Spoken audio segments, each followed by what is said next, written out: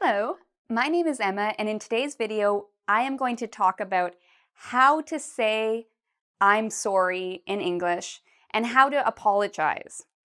I'm also going to talk about ways we talk about making mistakes and ways we talk about regrets. Okay, so this video is really about when you've done something wrong and you have to say I'm sorry and how to say I'm sorry, to make the other person feel better. Okay, so let's get started. The first thing I wanted to talk about is reasons. What are some reasons why we say I'm sorry? What are some reasons why we apologize, which is another word for I'm sorry? There are many reasons. I've come up with a very short list. The number of reasons for why we say I'm sorry is enormous. It's very large. So this is a small list, but I thought about, we often say I'm sorry when we're late. So we've told our friend, I'm going to be there at 1 p.m., and then we show up at 1:30. So we say, I'm sorry I'm late. Sometimes we might accidentally break something. Maybe we break somebody's lamp, or maybe we spill something. We drop wine on their carpet. So we'd say, I'm sorry. Sometimes, maybe somebody's saying something bad about someone else, and that person finds out that, the person has said something bad. We call that gossip. And so you might apologize if you've said something bad about somebody. You might say, I'm sorry if you said something rude or impolite. Maybe if you were not nice to somebody, you did something that was bad or that was wrong, or you made a mistake. Maybe you had tuna for lunch with a whole bunch of onions, and now your breath smells.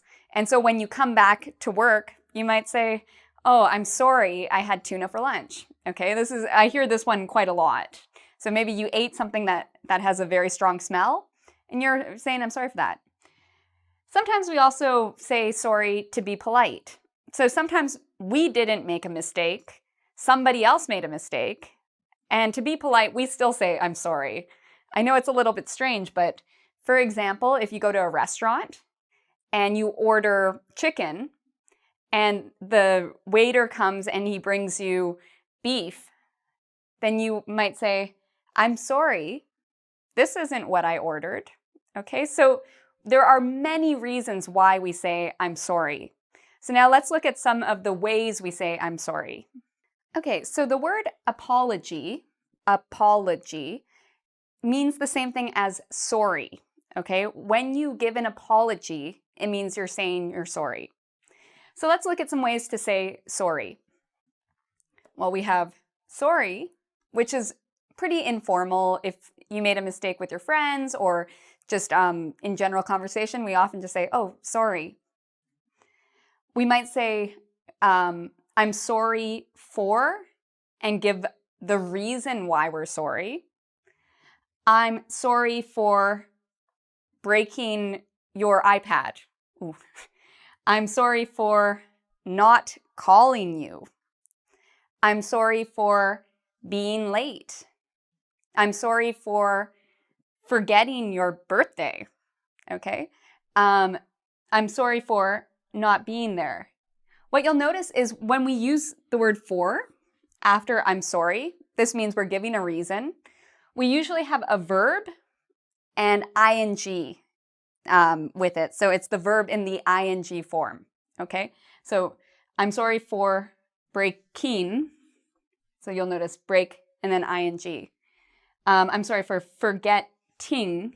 You'll notice ing. And if we want to say something that we didn't do that we're sorry for, we just add the word not. I'm sorry for not calling. I'm sorry for not answering the phone. I'm sorry for not telling you about, my problem. Okay, so we can, if we want to talk about something we didn't do that we're sorry for, we use the word not. So I'm sorry for is something we use a lot, but if we wanted to be more formal, imagine you're at work and you make a mistake and you're talking to your boss. Okay, you might want to use more formal English. for when you're talking at work. You might say, I apologize, which is similar to the word apology. Apologize. Okay, so it's 4 syllables. Apologize. I apologize. You can say that. And if you want, just like sorry, you can also add the word for and give a reason. I apologize for breaking it. I apologize for missing the meeting. I apologize for being late every day. So if you're going to apologize to your boss, or you're in a formal situation, you can use the words apologize. And then again, it follows the same rule as sorry for, where you just have the verb with ing. Okay, so we've looked at how to apologize, or how to say I'm sorry. We've looked at if you're in a formal situation, you can say I apologize. Now, if you are writing somebody, maybe you have a customer and you want to say I'm sorry because your company made a mistake. Or maybe there's something where you have to be very, very formal, then what we would use in that case is something maybe like this. Please accept my sincerest apologies. You wouldn't say something like this to your friend because it's very formal. You wouldn't say something like this to a child, but you might say something like this if you're at work and you have to write an apology, or you need to write I'm sorry. This would be a great way to do it. Please accept my sincerest, and sincere means your honest apologies. Okay? So these are 3 ways to say I'm sorry. Now let's learn more about what else we can say when we're apologizing. Okay, so we've already talked about how to say I'm sorry if we're talking informally or formally. Sometimes we also want to talk a little bit more about our mistake, okay, or what we did wrong. So here are some expressions we often use in English to do this. We often say, I didn't mean to. I didn't mean to. I didn't mean to break your cup. I didn't mean to, I didn't mean to do that. I didn't mean to hurt you, okay? I didn't mean to break your heart. So we use it for a lot of different things. Sometimes we just say, I didn't mean to. And what that means is that we don't want to do something bad. We didn't plan to do something bad. There was no plan. We didn't want something bad to happen, but it did. So we made a mistake, but we didn't plan for that mistake to happen. I didn't mean to. We can also say it was an accident. Again, these two mean the same thing. It means there was no plan to cause problems or to hurt somebody. There was no plan. It happened, but it was an accident. There was no intention to do wrong. So if you watch English movies or listen to a lot of English songs, you'll often hear these expressions. I didn't mean to. It was an accident. Sometimes we also want to tell somebody, you know what?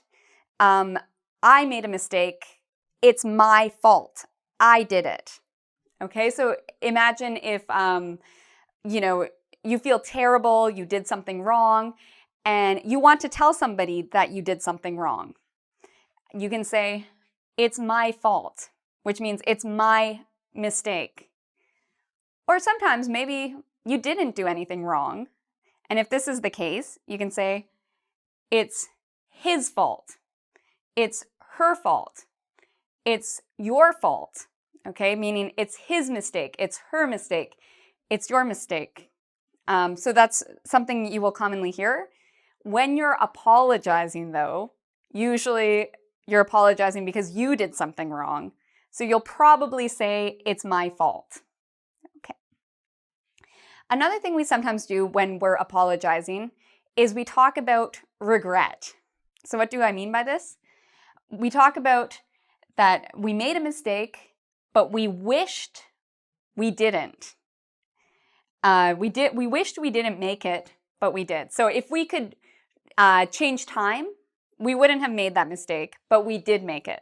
So this is a regret. So for example, when I was a child, One time I pushed my sister and she fell and she cried and I felt really bad about it. I regretted it. I wished I hadn't pushed her, okay? So that's what I mean by regret.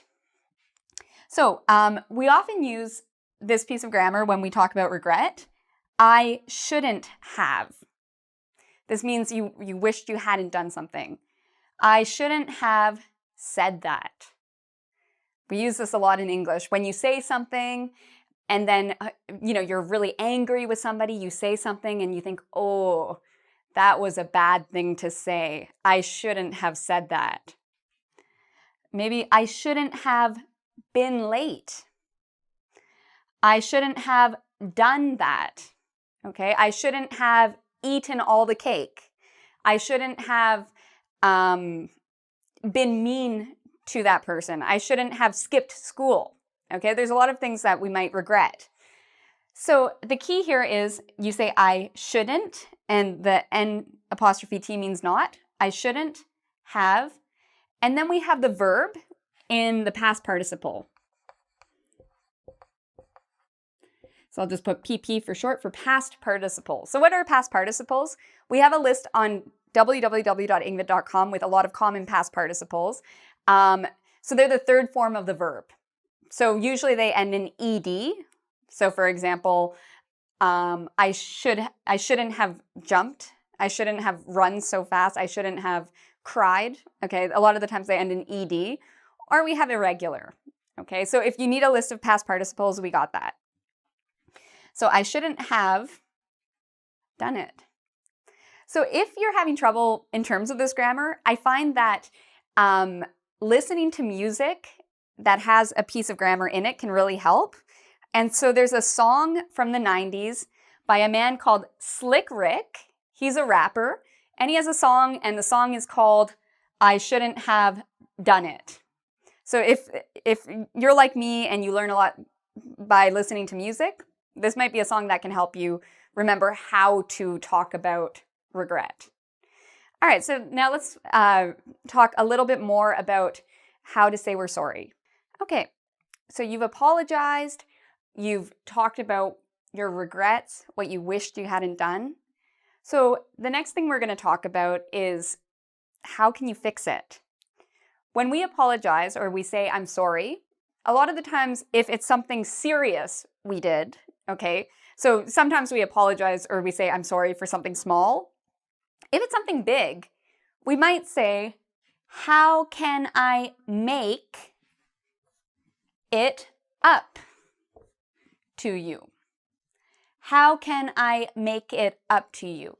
It's a very common expression, and it means, how can I fix this? I made a mistake. What can I do to fix this? How can I make it up to you? Okay? So, this can sometimes help. Sometimes the person might say, there's nothing you can do. Or they might say, well, you can do this. Or I'd like you to do this. Okay? So again, we don't say this all the time, but if it's something serious we've done, when we apologize, we might say something like this. How can I make it up to you? So in Canada, we actually apologize a lot. It's a bit of a stereotype. So if you're ever in Canada visiting or you live in Canada, you might notice people say, I'm sorry a lot. And so what's really important is to know, what do you say when someone says, I'm sorry? Well, you can say, that's okay. No worries. No problem. It's all right. It's cool. So these are very common informal things we might say to, our friends or to maybe our family. It's okay. It's all right. It's all good. We sometimes say that too. It's all good. So these are very common to say. If somebody is apologizing for something very serious, we might say, if it's true, we might say, I forgive you. This is more serious than these. Okay, these are for small apologies, whereas this is for something more serious. I forgive you. Okay, so it's important to know this because, people apologize a lot, and it's good to know what to say when someone apologizes. The other thing I wanted to talk about is the importance of how you say I'm sorry. Our voice is very important, and it carries a lot of the meaning of what we're saying. So there's a difference between I'm really sorry versus I'm sorry. Okay, so you really need to be careful on how you say I'm sorry, so people don't think you're being sarcastic or that you're not really sorry. So it's good to listen to how people say I'm sorry, and look at their face. They should be honest and look really like they mean it. So be careful with your tone or your voice when you say I'm sorry is key. And also you want to apologize at the level of what the problem is. So say, for instance, if you did something small that's wrong, you might just say, I'm sorry.